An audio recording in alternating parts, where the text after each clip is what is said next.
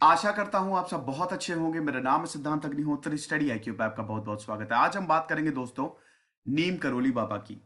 आपने इनका नाम सुना हो, शायद ना सुना हो। इनको जादुई बाबा भी बोला जाता है, लेकिन दुनिया भर में इनके भक्त हैं। जी हाँ, दुनिया भर में इनके भक्त हैं। दूर दूर से लोग इनके दर्शन करने के लिए आते थे और अभी भी आते हैं। अब तो इनका देहांत हो गया, इनका स्वर्गवास हो गया, समाधि में ये लीन हो गए 1973 में। लेकिन अभी भी मार्क जकरबर्ग अभी इंडिया आए थे, तब उन्होंने बोला था प्रधानमंत्री मोदी से कि मुझे नीम करोली बाबा के आश्रम जाना है। यही लिस्ट नहीं रुकती है। जूलिया रॉबर्ट्स, हॉलीवुड की महान अदाकारा, वो तो हिंदू हो गई है ना, उनके आप इंटरव्यू सुनिएगा। नीम करोली बाबा की तस्वीर देखी, उन्होंने सरेंडर कर दिया। ये बताती हैं वो।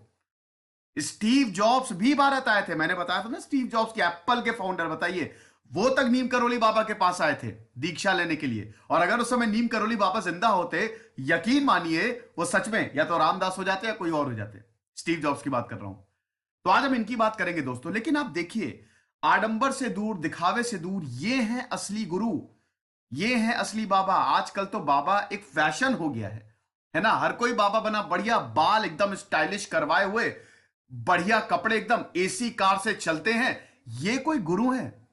ये सब आडंबर है दोस्तों। गुरु थे रामकृष्ण परमहंस, स्वामी विवेकानंद, शिरडी के साईं बाबा, नीम करोली बाबा, ये सब हैं जो बिल्कुल सारे आडंबर से दूर रहते थे। कोई दिखावा नहीं, कुछ नहीं। इतने ज्यादा ऑफर्स आते थे अमीर लोग, बिजनेसमैन, कि आप हमारे पास चलिए, सब कुछ ठुकरा देते थे। आजकल के बाबा खाली ब्रेन वॉश करते हैं। तो अपने गुरु को ना बहुत ही ध्यान से चुनिए, सही रास्ता वही दिखाएंगे। ठीक है, तो हम नीम करोली बाबा की आज बात करेंगे। स्टूडेंट्स को रिकनेक्ट, मेरा फेसबुक पेज है, सिद्धांत अग्निहोत्री के नाम से मेरी फेसबुक प्रोफाइल है। दोनों ही जगह आप लेक्चर की पीडीएफ ले सकते हैं, सवाल भी पूछ सकते हैं। अब मैं ट्विटर पे भी आ गया हूं दोस्तों, ये मेरी आईडी है, आप मुझे यहां पे भी फॉलो कर सकते हैं। स्टडी आईक्यू के टैबलेट और पेन ड्राइव कोर्सेज हर एग्जाम्स के लिए आते हैं। आप इन नंबर्स पर कॉल करिए, वेबसाइट विजिट करिए। तो दोस्तों, बहुत सारी कहानियां हैं।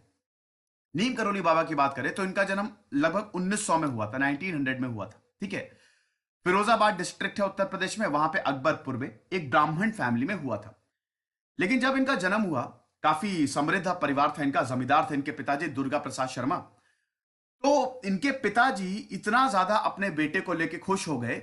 11 साल में, जो नीम करोली बाबा का जो बचपन का नाम था लक्ष्मण दास शर्मा, ठीक है, तो 11 साल की उम्र में ही लक्ष्मण दास को सारा ज्ञान हो गया। बहुत ही तेजस्वी, ओज से भरपूर लक्ष्मण दास शर्मा। तो दूर दूर से लोग इनको देखने आते थे।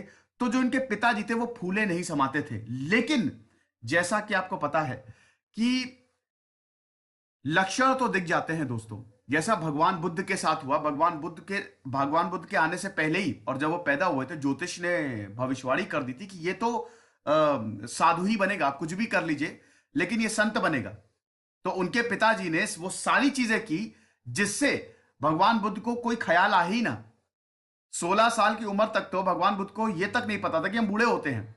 इतना ज्यादा समझ लीजिए उनके पिताजी ने बंदोबस्त किया था। ऐसे ही लक्ष्मण दास शर्मा यानी कि नीम करोली बाबा के पिताजी ने भी किया था।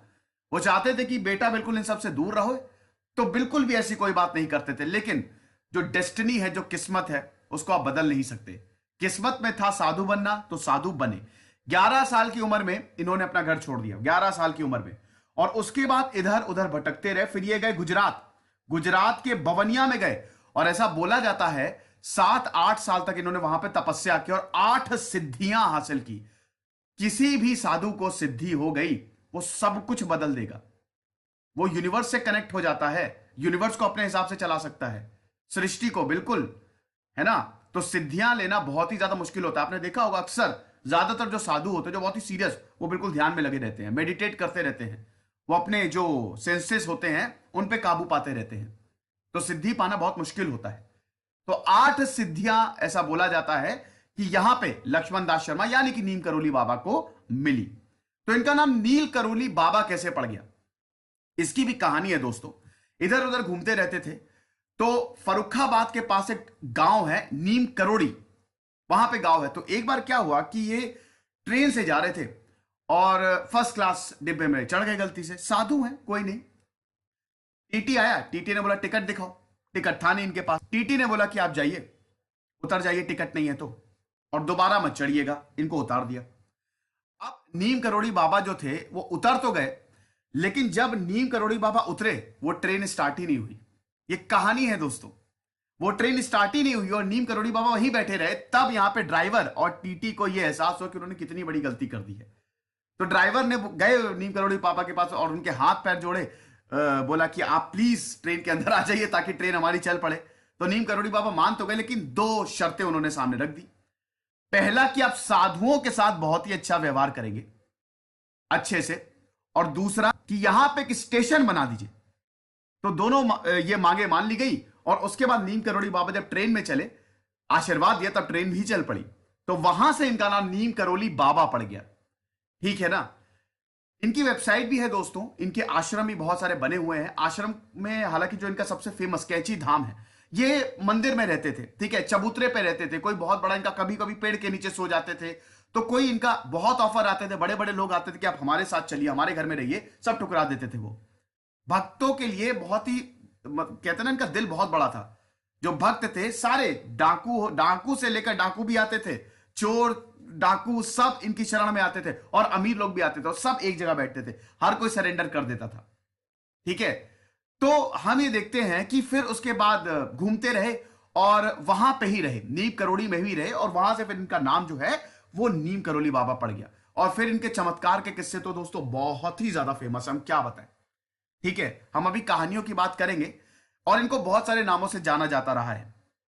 हांडी वाला बाबा, तिकोनिया वाला बाबा, ठीक है, चमत्कारी बाबा।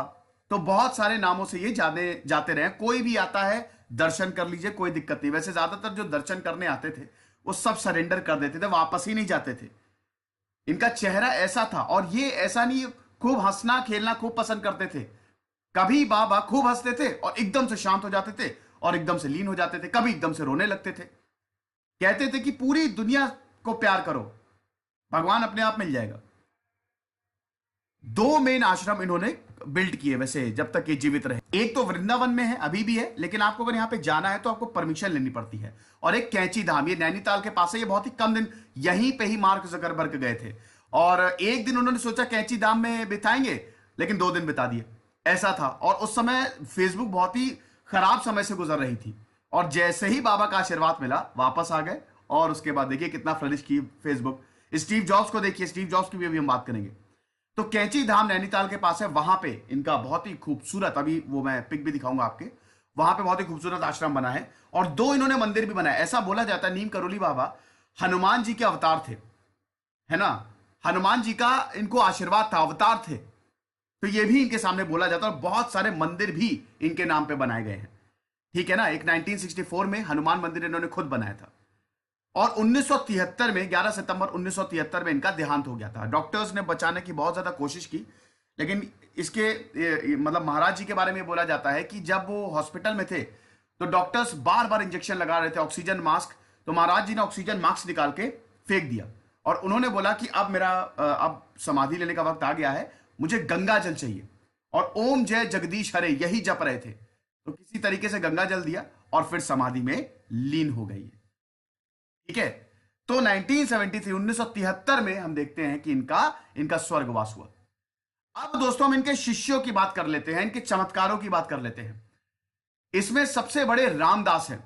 रामदास जो है, इनका असली नाम, ज्यादातर आपको जो शिष्य है वो वेस्टर्नर्स मिलेंगे, और अमेरिका में भी इनके जो हम देखते हैं कि आश्रम चलते हैं, इनकी टीचिंग्स को इनके डिसाइपल्स फैलाते हैं, आज भी फैलाते हैं। इनका असली नाम था रिचर्ड एल्पर्ट। ठीक है, अगर हम रामदास की बात करें, बाद में दीक्षा लेने के बाद इन्होंने रामदास ले लिया। रिचर्ड एल्पर्ट नाम था। ये अमेरिकन थे, हार्वर्ड यूनिवर्सिटी में पढ़ाते थे, हार्वर्ड यूनिवर्सिटी में पढ़ाते थे, प्रोफेसर थे और केमिस्ट थे। तो ये आए, ठीक है, घूम रहे थे, भारत भी घूम रहे थे, हिमालय पे भी गए, और वहां पे इनको बताया, इनको पता चला कि एक बहुत ही चमत्कारी बाबा है नीम करोली बाबा, उनके पास चले गए। अब जब उनके पास गए तो उसके बाद क्या हुआ कि ये बड़े घमंड में अपने कि अरे मैं तो एक प्रोफेसर हूं, कोई क्या मुझसे बहस करेगा, ऐसे ही बस मिलने ही चले गए थे। कोई ऐसा इनका नहीं था कि वहीं रहे, या कोई श्रद्धा भाव से नहीं गए थे। ठीक है। और ये भी काफी ज्यादा उस समय दुख से और बड़े डिप्रेशन से एक तरीके से जूझ रहे थे। अब यहां पे गए ये, ठीक है। एक रात क्या हुआ, ये ऐसे तारों को देख रहे थे, और तारों को देख के बहुत ही ज्यादा दुखी हो गए। नीम करोली बाबा वही बैठे थे, इनके पास आए और बोला कि क्या हुआ बेटा, तुम तारों में अपनी मां को देख रहे हो और हाँ, मुझे ये पता है कि तुम्हारी मां का जो देहांत था वो कैंसर से हुआ था। जब ये चीज सुनी, रिचर्ड एल्बर्ट ने सरेंडर कर दिया, चरणों पे गिर गए नीम करोली बाबा के। और उसके बाद ये पता चल गया कि ये तो सच में भगवान से कम नहीं है। और उसके बाद से रिचर्ड एल्बर्ट हो गए रामदास। उसके बाद भी एक कहानी है, रामदास केमिस्ट थे तो ड्रग्स लेके आए थे, एक पिल जो थी वो बड़ी खतरनाक थी। तो रामदास ने बताया कि ये एक ऐसा ड्रग है, अगर इसको 3-4 ले ले तो आदमी की मौत हो सकती है, हो ही जाएगी, एक ही मौत ही। तो वहां पे पूरी की पूरी जितनी भी पिल्स थी वो नीम करोली बाबा ने ली और एक साथ खा ली। और उसके बाद कुछ भी नहीं हुआ, वैसे के वैसे ही खड़े रहे। और रामदास ने बोला नीम करोली बाबा ने, क्या मजा ही नहीं आया? ये असली मजा नहीं है। असली मजा तो है भगवान की साधना। पूरी तरीके से नीम करोली बाबा को सरेंडर कर दिया यहां पे, और उसके बाद रिचर्ड एल्बर्ट रामदास हो गए। और ऐसी बहुत सारी कहानियां हैं दोस्तों, बहुत सारी कहानियां। स्टीव जॉब्स आए थे भारत 1974। स्टीव जॉब्स अपने दोस्त के साथ आए थे, ठीक है ना। अच्छा ये देख लीजिए, ये भी बहुत सारे, इसमें आपको यहाँ पे दादा मुखर्जी जो है प्रोफेसर एट इलाहाबाद, मतलब उनकी वाइफ भी, ठीक है। लैरी पेज जो है, ठीक है, जो गूगल के फाउंडर, याहू के भी जो फाउंडर है, वो भी आए थे। येते रोजर, जॉन बुश जो फिल्म मेकर हैं, ठीक है, डैनियल गोलमैन और जूलिया रॉबर्ट्स। हालांकि जूलिया रॉबर्ट्स यहां पे नहीं आई थी, ठीक है। जूलिया रॉबर्ट्स ने नीम करोली बाबा की तस्वीर देखी और तस्वीर से इतना ज्यादा सम्मोहित हो गई वो कि उसके बाद उन्होंने सरेंडर कर दिया और हिंदुइज्म को अपना लिया। जूलिया रॉबर्ट्स हिंदू हैं, आप देखिएगा उनके जो इंटरव्यूज आप देखिएगा, उनसे पूछा जाता है कि आपने हिंदुइज्म को कैसे अपना लिया, तो बताती है ऐसा क्यों किया, ठीक है। तो ये चीज थी। बाबा हरिदास ये भी फॉरेनर थे, ठीक है, ये भी फॉरेनर थे। और उसके बाद जब ये अमेरिका गए तो यहां पे नीम करोली बाबा की ही टीचिंग्स को इन्होंने आगे बढ़ाया। अच्छा, रामदास ने किताब भी लिखी थी, ठीक है, बी हियर नाउ। उसमें इन्होंने बहुत अपने मिस्टिक एक्सपीरियंस और नीम करोली बाबा के बारे में बताया है। इनके इंटरव्यू सुनिएगा, ये बताते बताते रोने लगते हैं, ठीक है। जय उत्तल ये भी एक म्यूजिशियन थे, ये भी बहुत बड़े, इनका नाम था वैसे डगलेस उत्तल। और जब ये नीम करोली बाबा से मिले, सरेंडर कर दिया। ग्रैमी नॉमिनेशन इनको मिला था, जय उत्तल की अगर बात करें। स्टीव जॉब्स की बात करें दोस्तों तो 1974 में डैन कोट के अपने दोस्त के साथ आए थे। स्टीव जॉब्स का परिवार, मैंने उनकी बायोग्राफी रिव्यू की थी, बहुत अच्छा नहीं था। स्टीव जॉब्स एडॉप्टेड सन थे, परेशान थे, वो भारत आए। नीम करोली बाबा के बारे में स्टीव जॉब्स ने सुना तो नीम करोली बाबा के पास गए, लेकिन वहां पे तब तक 1973 में नीम करोली बाबा का देहांत हो गया था। स्टीव जॉब्स अगर नीम करोली बाबा से मिल लेते तो वो भी हरिदास रामदासी हो जाते। तो स्टीव जॉब्स उनके आश्रम गए, वहां पे इन्होंने काफी वक्त बिताया। और उसके बाद जब वापस आए, स्टीव जॉब्स ये खुद बताते हैं, जब वो वापस आए तो पूरी तरीके से रिफॉर्म हो गए थे। और उसके बाद ही तो एप्पल, आप देखिए एप्पल आज कहां है, तो समझ सकते हो। यही स्टीव जॉब्स ने मार्क जकरबर्ग को भी बताया कि जब तुम भारत जाओ तो नीम करोली बाबा से, इसीलिए जब मतलब उनके आश्रम जरूर जाना। तभी जब मार्क जकरबर्ग अभी भारत आए थे तो मोदी जी से उन्होंने बोला कि मुझे आश्रम जाना है। कहां है नीम करोली बाबा का आश्रम? तो वहां पे एक दिन उन्होंने बिताया कैची धाम में। मार्क जकरबर्ग जो कि फेसबुक के फाउंडर है, एक दिन के लिए गए थे, लेकिन इतना अच्छा उनको लगा कि 2 दिन रुक गए वो, और 2 दिन उन्होंने बिताया। ऐसे ही एक और कहानी है दोस्तों, एक एसपी की कहानी है, राम नारायण की। वो उनका प्रमोशन होना था एसपी का, लेकिन उनको पता चला कि शायद मेरा प्रमोशन नहीं होगा, ऑफिस जो है वो मेरा प्रमोशन नहीं करेगा। तो नीम करोली बाबा के भक्त थे, वो उनके पास गए। तो नीम करोली बाबा से बताया उन्होंने, तो फिर उन्होंने बोला कि नहीं, बिल्कुल परेशान मत हो, आज ही तुम्हारा प्रमोशन हो जाएगा। तो उनको लगा कि नहीं होगा बाबा, बिल्कुल भी नहीं, कोई चांसेस नहीं। उन्होंने कहा नहीं, परेशान मत हो जाएगा, और हो गया उनका प्रमोशन, वो एसपी बन गए। ऐसी बहुत सारी कहानियां हैं दोस्तों। भक्ति योगा बताते थे, मोक्ष को प्राप्त करने के लिए, हिंदुइज्म पे मेरा पूरा सेपरेट लेक्चर है, आप जरूर देखिएगा। मोक्ष को प्राप्त करने के लिए क्या है, या तो ज्ञान योग है, हठ योग है, भक्ति योग है और कर्म योग है। इसी से ही आप मोक्ष जो है वो प्राप्त कर सकते हैं। भक्ति योग, आप ध्यान लगा सकते हैं, भगवान की भक्ति में लीन होकर आप ध्यान लगा सकते हैं, आपको सिद्धियां मिल सकती हैं। और यही नीम करोली बाबा के साथ हुआ। बहुत ही कम बोलते थे ये, बहुत ही कम, एक्सप्रेशन ऐसे होते थे, आंखों आंखों से ही ये कमाल कर देते थे। जो भक्त था इनकी बात समझ जाता था, ज्यादा नहीं, बहुत लंबे लंबे प्रवचन नहीं देते थे ये। और बिल्कुल सिंपल, एक कंबल में, आप जितनी भी फोटोज देखेंगे बस इनको आप एक कंबल में ही देखेंगे। कहीं पे भी लेट जाते, कहीं पे भी प्रवचन शुरू कर देते, कहीं पे भी उपदेश देने लगते, जिससे जितने भी भक्त थे वो सब सरेंडर कर देते। और आज भी दोस्तों इनके आश्रम में देखिए, इनके मंदिरों में बहुत सारे फॉरेनर्स आते हैं। अमेरिका में तो बाकायदा इनकी टीचिंग्स को पढ़ाया जाता है, आगे बताया। जो इनके डिसाइपल्स थे, जब वो वापस अमेरिका गए तो बाकायदा इन्होंने मिशनरी, मतलब इन्होंने इंस्टीट्यूशन बनवाए, ठीक है। ताकि इनकी टीचिंग्स को स्प्रेड किया जा सके, किताबें लिखी गई इनके ऊपर। तो ये सब क्या यहां पे अगर हम बात करते हैं तो ये सब मैं आपको बता ही चुका हूं। ठीक है, कोई दिक्कत नहीं। यहां पे बहुत सारे गूगल के लैरी पेज तक आए थे, जेफरी स्कॉल, ईबे के जो फाउंडर हैं, तो ये सब यहां पे आए थे। अब ये देखिए आश्रम, ठीक है, ये देखिए, अच्छा ये भी आप देख लीजिए, ठीक है, सेवा फाउंडेशन। यहां पे रामदास जब वापस गए, रामदास और लैरी ब्रिलियंट दोनों ने सेवा फाउंडेशन की स्थापना की, ठीक है।